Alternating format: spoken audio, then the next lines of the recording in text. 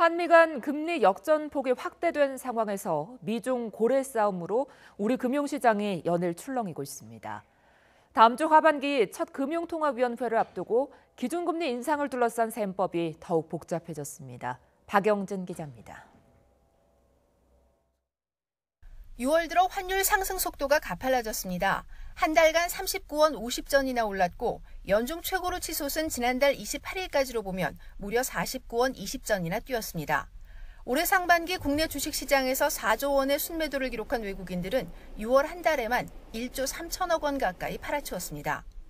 미중 무역 전쟁의 불안감이 고조되면서 환율은 치솟고 주가는 연중 최저 수준까지 추락하는 등 금융시장이 연일 출렁이고 있습니다. 미국과 중국의 통상 갈등이 본격화되면서 기업들의 장기 수익성에 대한 불안감 확대는 결국 외국인 투자자들의 장기적인 한국 투자에 대한 불신을 높이고 있어서 이 상황이 전반적인 금융시장 상황 악화에 기여하고 있는 것으로 판단됩니다. 이렇듯 금융시장만 놓고 보면 기준금리를 올려야 하는 압박 요인이 큽니다.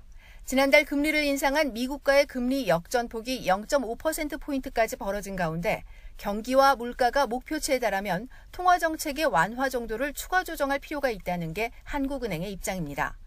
하지만 대내 상황을 보면 여전히 금리 인상이 쉽지 않아 보입니다.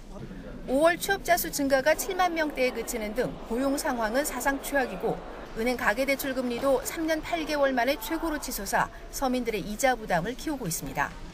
우리나라의 부진한 경기 흐름, 특히 어려워지고 있는 고용 사정이라던가 둔화될 수 있는 투자 회복세를 감안할 경우에 한국은행이 하반기에 조기 금리 인상을 시행하기에는 다소 부담스러운 상황으로 보여집니다.